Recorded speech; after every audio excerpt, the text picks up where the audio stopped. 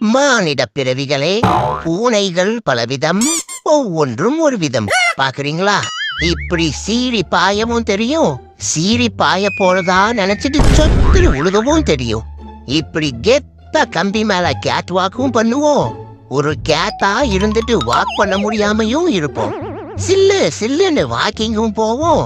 Walking பிடிக்காம ஸ்லீப்பிங்லயும் போவோம். இப்படி பொறுமையா ஒவ்வொரு வாயா சாப்பிடவும் தெரியும்.